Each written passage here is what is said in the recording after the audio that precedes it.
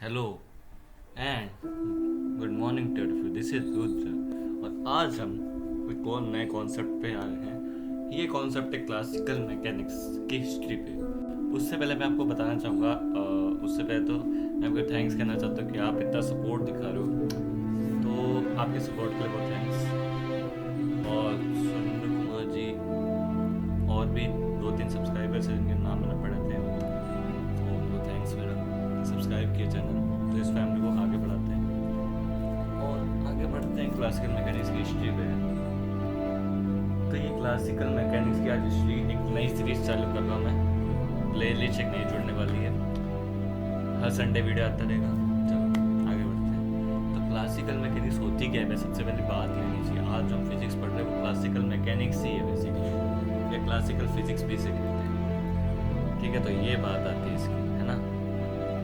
तो चले आगे बढ़ते हैं। अब जैसे मैं आगे बात करूँगा मैकेनिक्स की, पहली बात तो क्लासिकल मैकेनिक्स होता क्या है, सबसे पहले आपको ये समझना पड़ेगा मैकेनिक्स क्या होता है। ये सब mechanics it is the study of the motion of object with respect to an observer. मान लो आप ऑब्जर्वर है, मतलब आप देख रहे हो किसी ऑब्जेक्ट को, क्या किसी चीज़ को चलते हुए रुकते हुए, तो आप क्या सोचोगे, है ना। तो आप सोचो कि आपके हिसाब से वो चल रहा है, मान लो किसी और के हिसाब से वो रुक रहा है ना। चलो एक कंडीशन सेटअप करते हैं। आप एक गाड़ी है चल रही है, आप उसको साइड से देख रहे हो, तो आपको क्या लगेगा चल रही है। अगर वो रुक रही होगी, मान लो कोई गाड़ी के सामने भी कर, अगर रुक रही होगी तो उस सामने वाले को क्या लगेगा रुक रही है, लेकिन साइड वाले क्या लगता है अभी चल रही है। तो देखो ये थोड़ा कंफ्यूजिंग एग्जाम्पल हो सकता है, पर एक चीज़ आप जो समझना ट्राई कर रहा हूँ, ये समझना ट्राई कर रहा हूँ कि किसी एक बंदे के हिसाब से अगर वो चीज़ चल रही है, तो दूसरे बंदे के हिसाब से वो ऑलवेज ये नहीं हो सकता चल रही है कि हर सबके हिसाब से अलग अलग होता है। तो यही क्या करता है मैकेनिक्स का मतलब यही होता है कि किसी मोशन की स्टडी करना। मोशन मतलब रेशमिया चल रहा है, कोई ऑब्जेक्ट चल रहा है किसी ऑब्जेक्ट के हिसाब से, ये मैकेनिक्स होती है। ये मैकेनिक्स होती है। इसकी डेफिनेशन दो टाइप की मैकेनिक्स होती है, एक तो क्लासिकल होती है, एक क्वांटम होती है। क्लासिकल बड़े बड़े ऑब्जेक्ट्स की मोशन की स्टडी करना, लाइक ब्लैक होल्स हो गए, बहुत ज़्यादा ही मैंने बड़ा ले लिया एकदम से, ट्रक हो गया, कार हो गया। और क्वांटम मैकेनिक्स जो उसकी मैं हिस्ट्री की बात करने वाला हूँ, उसमें बहुत इंटरेस्टिंग चीज़ है, डबल स्लिट एक्सपेरिमेंट है, बहुत सब कुछ मैंने स्टडी की है उसके थोड़ी सी, उस पर भी आएंगे। पहले क्लासिकल मैकेनिक्स कंप्लीट कर लेते हैं उसकी हिस्ट्री, और ये पार्ट 1 ही है, अभी तो बहुत पार्ट्स आने वाले क्लासिकल मैकेनिक्स के लिए। इसमें मैं बेसिक आपको आइडिया देने वाला हूँ कि कैसे साइंस की जो जर्नी स्टार्ट हुई थी क्लासिकल मैकेनिक्स से। तो चलो आगे बढ़ते हैं। आप देखो क्वांटम मैकेनिक्स क्या होता है, छोटे छोटे ऑब्जेक्ट्स के मोशन की स्टडी होती है। कितने छोटे छोटे ऑब्जेक्ट के मोशन की स्टडी, इसका मतलब एटम्स, इलेक्ट्रॉन्स, प्रोटॉन्स, न्यूट्रॉन्स जिनकी स्टडी, या अल्फा पार्टिकल के और भी बहुत सारे छोटे छोटे पार्टिकल्स हैं, कॉम्प्स होते हैं प्रोटॉन्स के, उनकी बात बाद में करेंगे। क्वांटम मैकेनिक्स जब आएगी उस पर फिर बात करेंगे अच्छे से। अब आगे बढ़ते हैं। देखो ये समझिए कि let's start with the history of classical mechanics. तो ये दो मैकेनिक्स थी, क्लासिकल बड़े ऑब्जेक्ट्स के मोशन स्टडी करना, क्वांटम छोटे ऑब्जेक्ट्स के मोशन स्टडी करना। स्टार्ट हमारी हिस्ट्री कहाँ से हुई थी, साइंस की जो जर्नी स्टार्ट हुई थी क्लासिकल मैकेनिक्स स्टार्ट हुई। चलो फिर से हम एक और जर्नी में निकल बैठ चलते हैं। अभी मैं एक बंदे की फोटो दिखाने वाला हूँ जिससे ये स्टार्ट हुआ। अभी आपको लगा ये कौन आ गया सामने, ये अपना एरिस्टोटल है। ये एक फिलोसफर है, बेसिकली फिलोसफी करते हैं, ग्रीक फिलोसफर है, ग्रीस से ही बेसिकली। तो एक ग्रीक फिलोसफर है, इन्होंने ना कुछ अपनी फिलोसफी निकाली थी साइंस में, क्योंकि साइंस में फिलोसफी होती है कहीं ना कहीं हद से। साइंस में फिलोसफी 100% नहीं मानी जाती। फिलोसफी मतलब ये होता है कि मतलब किसी चीज़ की मतलब लॉजिक के साथ फैक्ट्स बताना। वो एक्सपेरिमेंटरी प्रूव नहीं होते, बेसिकली वो हम एज्यूम करते हैं, लॉजिक्स लगा के करते हैं, ये फिलोसफी होती है। अच्छा, इंग्लिश फिलोसफर्स होते हैं, मैथ फिलोसफर्स होते हैं, ग्रीक बहुत सारे फिलोसफर्स होते हैं, साइंस के फिलोसफर्स भी आते हैं। तो एक ग्रीक फिलोसफर थे, मतलब ग्रीस से थे। चलो आगे देखते हैं। तो यहाँ से आपको दिख रहा होगा he was a Greek philosopher, पहला पॉइंट है लिखा, he was born in स्टेगिरिया Macedonia. ये मैकडोनल्ड्स नहीं पहली बात ठीक है। He was born in स्टेगिरिया Macedonia, ये जगह है। इस पर आपको मैंने इतना मतलब वो में देखो सबसे मेन है कि 374 BCE में बोर्न हुए थे और डाइड हुए 322 BC। अब ये BC AD क्या होता है? चलो मैं आपको 4 डेट समझा देता हूँ। जब क्राइस्ट का बोर्न हुआ था तो वो 0 पे हुआ था, 0 के आगे 1 2 3 4 ऐसे चलता गया और 2024 आ गया, और 0 से पीछे चलता गया 1 से कहाँ तक। अब देखो जो 0 से आगे होता है उसको हम पता क्या बोलते हैं, एक तो AD बोलते हैं और एक CE बोलते हैं, कॉमन एरा एनो डोमेनी, CNAD 0 के आगे यूज़ करते हैं। तो आप आज हम 2024 है तो या तो मैं 2024 CE बोल सकता हूँ या 2024 AD बोल सकता हूँ, ठीक है। अगर पीछे होता तो BCE बोलता मैं उसको। उल्टा चल रहे होते हैं कि 240 BC में पैदा हुआ, 120 BC तक में डाई हो गया, तो उल्टा चल रहे हैं हम। 0 की तरफ जाते तो 0 की तरफ डिजिट्स ऑब्वियसली इंक्रीज हो रही है, 5 से 4, 4 से 3, 3 से 2, 2 से 1, 1 से 0, फिर 1 से चलता क्या 2024 आ गया। तो ये क्राइस्ट के बोर्न से पहले पैदा होती। क्यों? क्योंकि 84 BC से 322 उल्टा चल रहा है, इसका मतलब क्राइस्ट के बोर्न से पहले ही हो गया। अगर कोई डाउट है इसमें तो कमेंट करते हैं, मैं सुना दूंगा आपको अलग से, कमेंट कर दूंगा। Aristotle argued in on the heavens that terrestrial bodies rise or fall to their natural place and stated as a law of correct approximation। इसका मतलब क्या है? साइंस की शुरुआत हुई थी क्लासिकल मैकेनिक्स से, और क्लासिकल मैकेनिक्स की भी शुरुआत हुई थी फिलॉसफी से, फिलॉसफी से भी शुरुआत हुई थी ग्रीक फिलोसफर एरिस्टोटल से, जिन्होंने एक पॉइंट निकाला कि कोई भी टेरेस्ट्रियल ऑब्जेक्ट होता है। टेरेस्ट्रियल ऑब्जेक्ट मतलब लैंड में रहने वाला ऑब्जेक्ट, लैंड में जो रहता है, जमीन पे रहता है, लैंड पे, वाटर में नहीं। वाटर को तो एक्वेटिक एनिमल्स को नहीं बोलते, लैंड में जो रहता है वो टेरेस्ट्रियल। लैंड वाटर दोनों में होता है बेसिकली, टेरेस्ट्रियल मतलब सॉरी लैंड वाटर दोनों होता है। तो हम आगे बढ़ते हैं। तो होता ही है कि कोई ऑब्जेक्ट है, मान लो ऊपर से गिर रहा है, फॉल हो रहा है। मैं जब भी फॉल या राइज वर्ड यूज़ करूँ आप समझो, या तो मैं बिल्कुल सीधा सीधा ऊपर फेंका या सीधा सीधा नीचे गिरा, ग्रेविटी का असर, वो सब बताऊँगा। उन्होंने बोला कि भाई जब भी कोई ऑब्जेक्ट को हम ऊपर राइज या फॉल करते हैं तो वो अपनी नेचुरल प्लेस पे आता है। आपने सोचा हो यार, देखो मैंने आप अपने बॉल पे अपने हाथ पे बॉल रख के बिल्कुल सीधा सीधा एकदम कोई एंगल से फेंकनी नहीं, बिल्कुल सीधी फेंकनी है। फिर वो कहाँ गिरेगी? उसी प्लेस पे गिरेगी, मेरे हाथ के जस्ट नीचे। तो वो भी यही कहना चाहता। इससे इन्होंने लॉ ऑफ करेक्ट अप्रोक्सीमेशन कहा था। इसे हम क्या बोलते हैं? लॉ ऑफ करेक्ट अप्रोक्सीमेशन, ठीक है।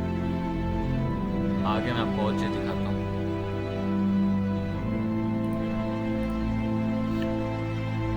ये एक्सपेरिमेंट था इनका। मान लो कोई ऑब्जेक्ट ऊपर से गिर रहा है, पहले राइट वाला देखना पहले, लेस डेंस फ्लूइड। अभी यहाँ पे क्या होगा? मान लो कोई फ्लूइड नहीं है, मान लेते हैं वो लैंड पे गिर रहा है, वो ऑब्जेक्ट कोई ऊपर से आया लैंड पे गिर रहा है। इसका मतलब जितना उसका ज़्यादा वेट होगा उतनी उसकी वेलोसिटी बढ़ेगी। ये तो नॉर्मल सी बात है यार। देखो मेरा जितना ज़्यादा वेट होगा मैं उतनी फोर्स से नीचे गिरूँगा, उतनी वेलोसिटी से नीचे गिरूँगा।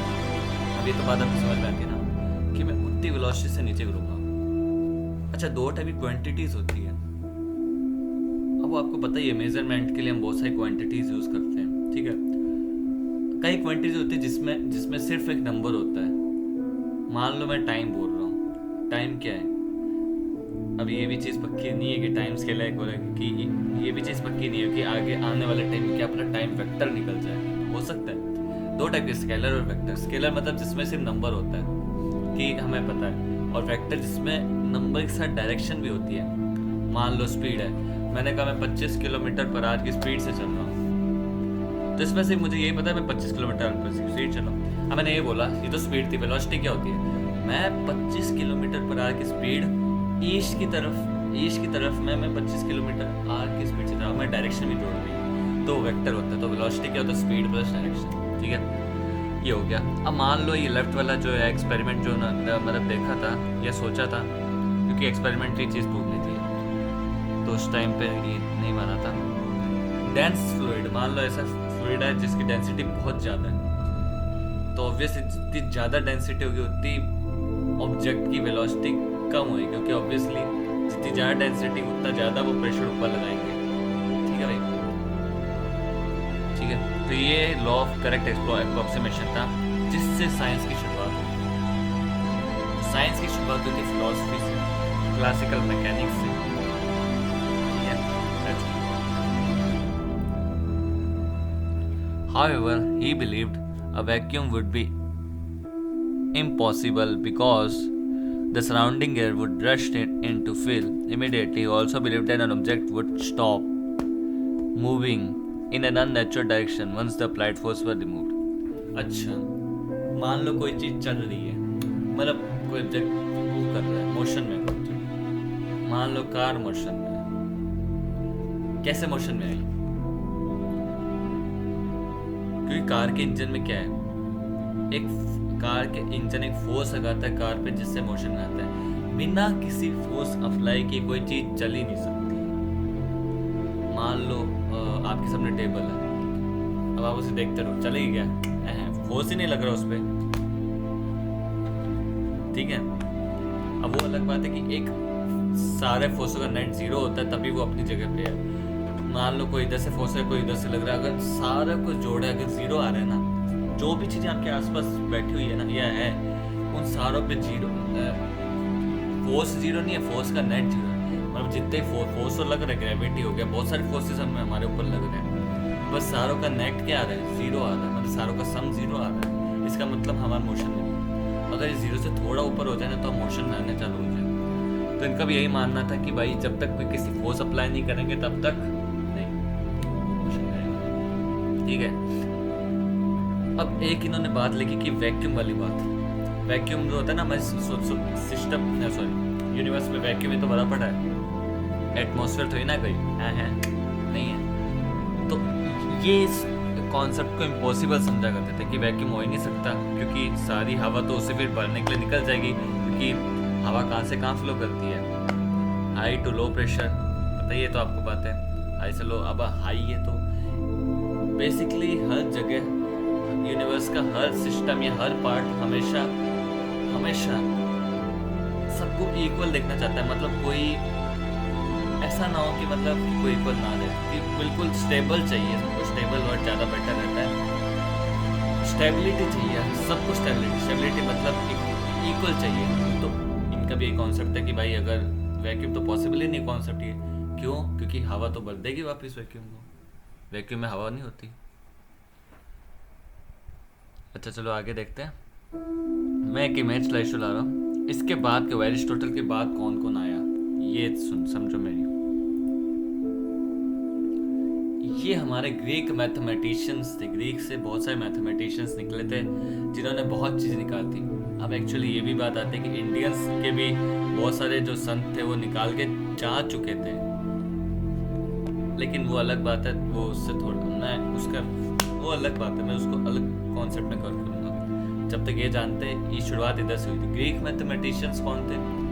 यूलर, EULER, पाइथागोरस, आर्किमिडीज, ये सारे उन्हीं की फोटो है। ठीक है। तो बेसिकली ये जो सब थे ना, इन्होंने ना मैथ्स को भी शुरुआत दी थी एक, कि मैथ्स में जो शेप्स रहती है ना, ट्राइंगल, ये सारी शेप्स इन्होंने बनाई थी। और आर्किमिडीज एक ऐसे साइंटिस्ट थे, सॉरी एक ऐसे मैथमेटिशियन थे या ग्रीक मैथमेटिशियन थे जिन्होंने इन सब के शेप के फॉर्मूले निकालते उसके एरिया के। तो इससे पता क्या हुआ, अब जब एरिस्टोटल का ये एक्सपेरिमेंट हुआ तब लोगों को लगा हाँ ये सही भी हो सकता है, लेकिन कई मना भी करे थे।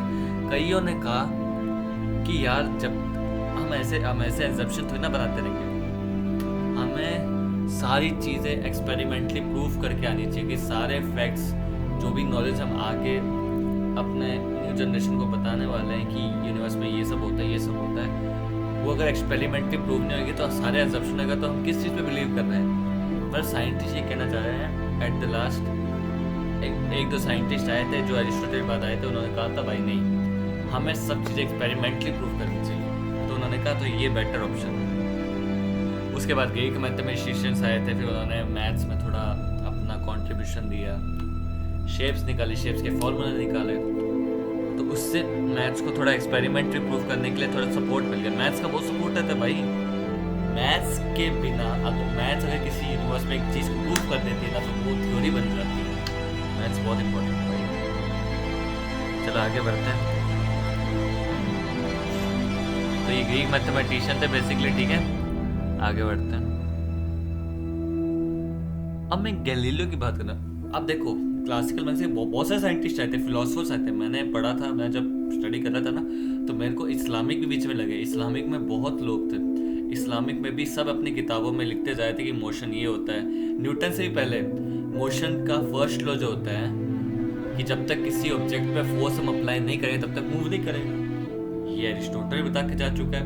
ये इस्लाम के कुछ थे फिलोसफर्स, उन्होंने किताब में भी लिख चुके, पर न्यूटन ने उस चीज़ को एक्सपेरिमेंटली प्रूव किया था, तब जाके ये चीज़ हुई थी। लेकिन ये प्रूव नहीं कर पाए थे। बहुत सारे साइंटिस्ट हैं, मैं आगे उसे कवर करूंगा। एरिस्टोटल, गैलीलियो की और बातें हैं जो नेक्स्ट पार्ट में कवर करूंगा। और अगर आप चाहते हो कि ग्रीक मैथमेटिशियंस को मैं नेक्स्ट पार्ट में कवर करूँ तो मुझे कमेंट करना, ठीक है भैया। अब यहाँ पे आप गैलीलियो की पिक्चर देख पा रहे होगे। मैं गैलीलियो की सिर्फ एक डिस्कवरी लेके आया हूँ, बहुत सारे डिस्कवरी की थी। नेक्स्ट पार्ट में और कवर करेंगे, क्योंकि अभी तो पहला ही अभी तो शुरुआत ही तो है। जैसा आप देख पा रहे हो, ये गैलीलियो ने एक टेलीस्कोप बनाया था। इस टेलीस्कोप से हमें बहुत मदद मिलती है, सही कह रहा हूँ। इस टेलीस्कोप से हमें पता चला था कि जो यूनिवर्स में जितने भी ऑब्जेक्ट्स हैं कैसे मोशन कर रहे हैं, और कई प्लैनेट्स पे। इसके बाद जब जैसे टेलीस्कोप की डिस्कवरी हुई, इसके बाद से ही हमारे प्लैनेट्स की डिस्कवरी होना स्टार्ट हो गई थी। प्लैनेट्स की डिस्कवरी, ठीक है। अब एक छोटी सी बात आता हूँ।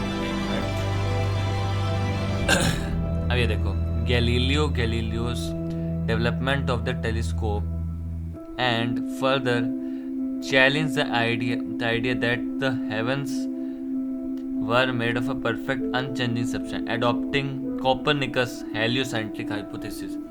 ठीक है, हेलियोसेंट्रिक का मतलब क्या होता है? देखो, यूनिवर्स में कुछ मॉडल्स आए थे सबसे पहले, बहुत सारे मॉडल्स आए थे, हेलियोसेंट्रिक और जियोसेंट्रिक। हेलियोसेंट्रिक मॉडल का मतलब होता है कि पूरे यूनिवर्स का हम सेंटर क्या मान रहे थे? सन को, सूरज को मान रहे थे पूरे यूनिवर्स का सेंटर। पर ऐसी चीज नहीं है। Sun is not the centre of our universe, या मिल्की वे गैलेक्सी का सेंटर है ही नहीं वो।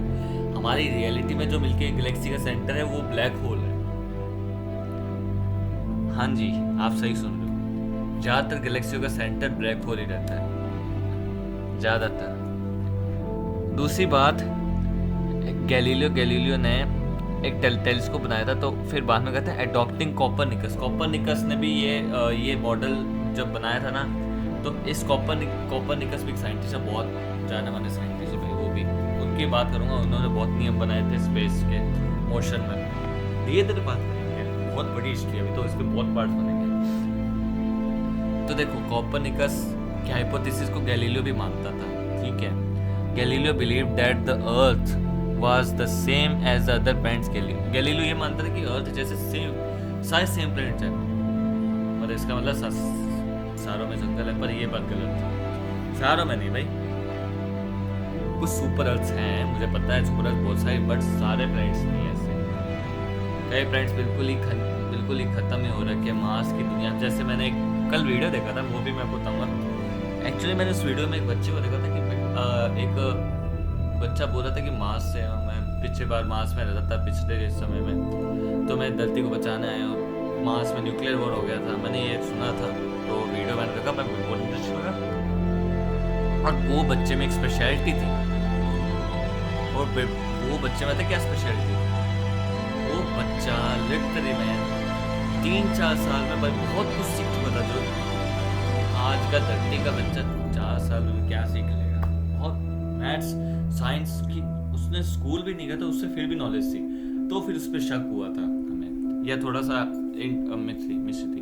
चलो नेक्स्ट टॉपिक है, अभी डाइवर्ट हो गए हम इस टॉपिक पे, ठीक है दिखानी। Galileo also found that a body dropped vertically hits the ground at the same time as a body projecting horizontally, so an earth rotating uniformly still have object falling to the ground.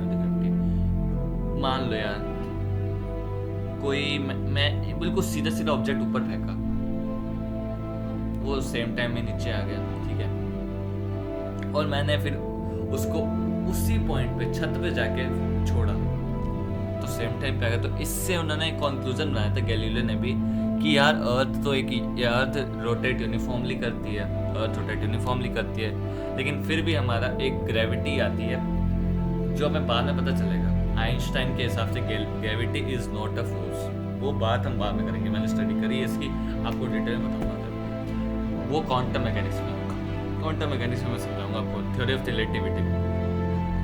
चलो आगे बढ़ते हैं। Galileo के बारे में आपको समझ आ गया होगा, ठीक है। चलो जी आगे बढ़ते हैं इसी साथ हम। अब हम बात करते हैं एक और साइंटिस्ट की, Christian Huygens was the foremost mathematician और फिजिस्ट भी थे वेस्टर्न यूरोप में। he formulated the conservation law for elastic collisions, मतलब कोई दो ऑब्जेक्ट्स एक दूसरे से मतलब टक्कर खा रहे हैं, आप हिंदी में बोल सकते हो collisions मतलब एक दूसरे से टकरा रहे हैं। तो उन्होंने अलग अलग collisions होते हैं कि इलास्टिक collision होता है, मतलब इलास्टिक मतलब जैसे ही कोलाइड हो और वैसे ही वो दूर चले गए, जैसे आए दोनों हाथ को पास लो और टकराओ और वैसे ही दूर रहो, तो इलास्टिक कोलिजन। इन इलास्टिक क्या होता है कि दोनों टकराए और अलग अलग डायरेक्शन में चले गए और वेलोसिटी भी अलग अलग हो गई, वो होता है इलास्टिक कोलिजन में वेलोसिटी सेम रहती है बाद में भी। तो कंजर्वेशन लॉज लाए थे बेसिकली कोलिजन्स की, और इन्होंने सेंट्रीपिटल फोर्स की थ्योरम्स बनाई थी, मतलब जो हमें सेंटर से फोर्स खींच रहा होता है उसे सेंट्रीपिटल फोर्स कहते हैं। कोई भी स्फीयर होता है ना, उसके सेंटर पे एक सेंट्रीपिटल फोर्स लगता है जिससे रोटेट होते हैं हम, है ना, जिससे हम रोटेट हो रहे होते हैं, वो पूरा प्लैनेट रोटेट हो रहा होता है। हमारे अर्थ में भी सेंट्रीपिटल फोर्स है, सब स्फीयर में कोई ना कोई ऐसा फोर्स होता है सेंट्रीपिटल जो रोटेट कर रहा होता है। बेसिकली होता है ये कि मान लो यार आपने रिंगा रोज से खिलाई, अब होता है ये, अब जब आप दूसरे के हाथ को पकड़ते हो तो दूसरों के हाथ जो पकड़ लिया ना आपने, उसके जस्ट बीच में एक सेंटर पॉइंट मान, वो हमारी तरफ फोर्स लगा रहा है और एक बाहर की तरफ टेंजेंशियली फोर्स लगता है। क्या लगता है? टेंजेंशियली फोर्स लगता है। ये मैं आपको नेक्स्ट पार्ट में और बढ़िया कवर करूंगा सेंट्रीपिटल फोर्स का कॉन्सेप्ट, लेकिन अभी थोड़ा समझना ट्राई करो। तो इस फोर्स, इन दोनों फोर्स का जो नेट आता है ना, वो एक कर्व होता है। तो कर्व क्या होता है? एक सर्कल होता है। तो सेंट्रीपिटल फोर्स बेसिकली यूनिक मतलब सर्कुलर मोशन कोज करता है, रोटेटरी मोशन जिसे हम बोलते हैं। ऑस्किलेटिंग सिस्टम्स इन्होंने इसमें थ्योरी बनाई थी क्रिस्टोफर हाइगिन्स ने, क्रिश्चियन हाइगिन्स ने। ऑस्किलेटिंग सिस्टम्स अलग कॉन्सेप्ट्स हैं, वो वाले कॉन्सेप्ट्स होते हैं, वो बॉल को थ्रेड से बांध दिए, दो बॉल को, फिर एक दूसरे कोलाइड हो रहे हैं और ऊपर जा रहे हैं फिर नीचे आ रहे हैं, वो वाला ऑस्किलेटिंग वाला। He also made improvements to the telescope. तो जब गैलीलियो ने टेलीस्कोप उसको थोड़ा इम्प्रूव करा था इन्होंने, और सैटर्न का एक मून है टाइटन, जिसको डिस्कवर इन्होंने ही किया था, और पेंडुलम क्लॉक भी बनाई थी। मतलब एट द लास्ट में आपको बताना चाहता हूँ, पहले फिलोसफर्स आए थे जिन्होंने साइंस के सवाल उठाए थे। वाई? उन्होंने लॉजिकली सोच के अपनी थ्योरीज अपनी बुक में लिखनी चालू कर दी थी, क्योंकि उस टाइम पे सब अपने बाहर वाले लोग, उस टाइम पे तो इंडिया चलो नहीं था इतना आजाद, लेकिन उस टाइम पे जो बाहर वाले थे ना, तो बाहर वाले तो ऑब्वियसली आजाद ही, लाइक अंग्रेज हो गए थे वो तो, लेकिन बाहर भी कुछ कंट्रीज थी जो आजाद नहीं थी। फिर भी हम बुक में आइडियाज लिख के चले गए, वो आइडियाज वो फिलोसफर प्रूव नहीं कर पाए, लेकिन न्यूटन ने वो सब आइडियाज प्रूव कर दिए थे। तो एट द कंक्लूजन यही निकलता है। लेकिन ये जो याद रखना, क्रिश्चियन हाइगन्स कौन थे, ग्रीक मैथमेटिशियंस आए थे, गैलीलियो, एरिस्टोटल, और भी बात करेंगे हम इनकी और डिटेल में नेक्स्ट पार्ट में, और मैं अच्छे से इनका नॉलेज लेके आऊँगा, कॉन्सेप्ट मतलब इन्होंने क्या क्या डिस्कवर किया। हम न्यूटन की बात कर लेते जल्दी से। यही थे मेन, जो मेन कहता हेड है ना, यही है मेन। वैसे और भी है बहुत सारे, लेकिन ये मेन थे। सो पहला पॉइंट न्यूटन के बारे में, he had proposed most important, पता ही है Newton 3 laws of motion, 3 law motion क्या है, मोशन के इन्होंने 3 नियम निकाले थे। पहला नियम क्या था? लॉ ऑफ इनर्शिया, की कोई ऑब्जेक्ट रेस्ट पे है तो रेस्ट में ही रहना चाहिए, जब तक हम फोर्स नहीं लगाएंगे तो रेस्ट में लेगा। आपकी टेबल रेस्ट पे पड़ी है, रेस्ट मतलब हिल भी नहीं रही है, जब तक मैं सिर्फ आपके पास कोई टेबल होगी या कोई भी ऑब्जेक्ट होगा, जब तक मैं उस पर फोर्स नहीं लगाऊंगा तब तक वो मोशन नहीं आएगा। पहला नियम। तीसरा नियम क्या था? दूसरा नियम थोड़ा मैथमेटिकल था, इसलिए मैं नहीं बता रहा, वो भी बताऊंगा आपको। Force is equal to M में होता है, force is equal to mass into acceleration, ये सेकंड लॉ था, उसको अच्छे समझा, वो अलग है। लेकिन थर्ड लॉ में आपको अच्छा ये कि आपने दीवार पे फोर्स है तो दीवार ने भी आप पे फोर्स है, तो मैंने जो एक्शन फोर्स रहेगा उसका अपोजिट फोर्स भी मुझे लगता है। मान लो कोई ऑब्जेक्ट है, ऑब्जेक्ट पे फोर्स तो लगते रहते हैं, मान लेते हैं मैं एक ऑब्जेक्ट पे फोर्स डालो तो सब चीज़ न्यूटन के हिसाब से क्या है कि सारी चीज़ें अपनी अपनी जगह बैठी हुई है। अगर आप उन्हें छेड़ोगे तो वो उस चेंज को रेजिस्ट करने की कोशिश करेगी। जो मैं चेंज करने का ट्राई कर रहा ना उस ऑब्जेक्ट के पैरामीटर्स पे, वो उस चेंज को रोकने का ट्राई करेगी, इसलिए वो रिएक्शन फोर्स लगता है हम पे। सेकंड पॉइंट क्या है? अच्छा, फर्स्ट पॉइंट में ना जो ये तीनों नियम थे ना, ये उन्होंने अपनी बुक में लिखे थे बेसिकली। ये नाम है थोड़ा सा फिलिसफिए नेटुरलिस प्रिंसिपिया मैथमेटिक्स, क्या पता नहीं, ये उस टाइम की लैंग्वेज उनकी, तो उनमें इसमें लिखा मतलब फिलॉसफी नेचुरल प्रिंसिपल मैथमेटिक्स, अगर हम अपने इंग्लिश में बोले इसको, ठीक है। तो उन्होंने ग्रेविटी पे भी नियम बनाया था, लॉ ऑफ ग्रेविटी पे भी, जो हर जगह एक्सेप्टेड हो गया था, है ना, हर जगह एक्सेप्ट किया गया था ये ग्रेविटी का नियम, ठीक है। और ही हैड ऑल्सो, देखो रुक जाओ एक मिनट, इसका मतलब क्या है? हर जो भी स्फीयर होता है वो उसमें ग्रेविटी होती है। अच्छा, वो सेंटर से लगती है, ये भी पता है कि सेंटर से ग्रेविटी हमें खींचती है, तो भी हम ऊपर नहीं कूद पाते। आगे पता चलेगा कि Einstein gravity is not a force, gravity time का रिलेशन होता है, स्पेस टाइम का, बहुत सारी चीज़ें आएंगी, ठीक है। हर ऑब्जेक्ट का एक सेंटर ऑफ हम मास मानते हैं। सेंटर ऑफ मास वो होता है कि अगर हम पूरे ऑब्जेक्ट पे फोर्स लगा रहे हैं तो वो फोर्स उस सेंटर ऑफ मास पे वही फोर्स लगेगा, मतलब सेम इफेक्ट दिखेगा उस पॉइंट पे भी। तो दोनों पॉइंट के बीच में, हर पॉइंट के दो बड़े बड़े स्फीयर से उन दोनों के सेंटर ले लो, उन दोनों बीच में ग्रेविटी फोर्स जनरेट हो जाता है। तो ये बताना चाह रहा है, जो एक दूसरे को अट्रैक्ट करने के लिए होता है। तो आइजैक न्यूटन ने बताया। थर्ड पॉइंट उन्होंने ये बताया था, वाइट लाइट एक स्पेक्ट्रम बनाती है लाइट्स का, रेनबो होता है ना, रेनबो भी एग्जांपल, तो ये ऑप्टिक फील्ड में भी इन्होंने हाथ लगाया था। Fourth point, he is credit with the development of calculus which introduce so many concepts and will introduce in future। इसका मतलब कैलकुलस, इंटीग्रेशन, डिफरेंशिएशन जो मैथ्स में आता है, मैथ्स में ये दो ऐसे इंपॉर्टेंट टॉपिक्स हैं जिससे अलग अलग फॉर्मूले बनते हैं बहुत ज़्यादा, और कैलकुलेशन वैसे हार्ड होते हैं, लेकिन ये कैलकुलस एक ऐसी फील्ड है जो मैथ्स को एकदम, मैथ्स का एक मान लो इम्पोर्टेंट भाग है, बहुत इम्पोर्टेंट भाग है, लंग्स है आप मान सकते हैं।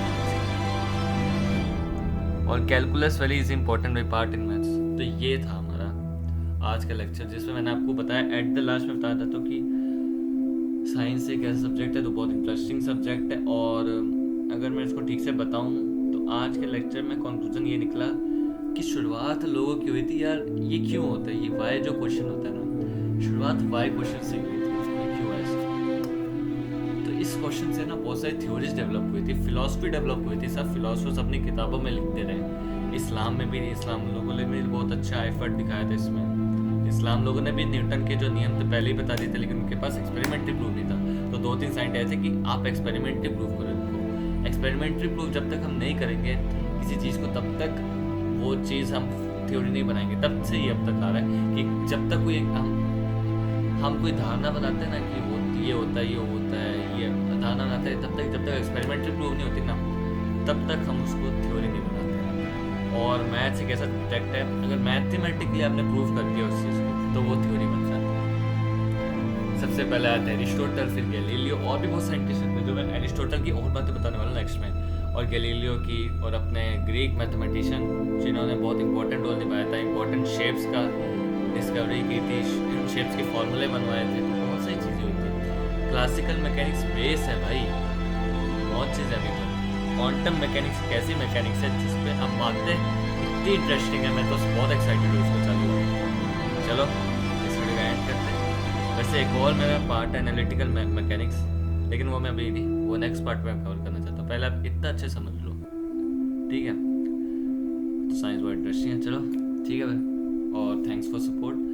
अभी और ऐसे वीडियोस आएंगे।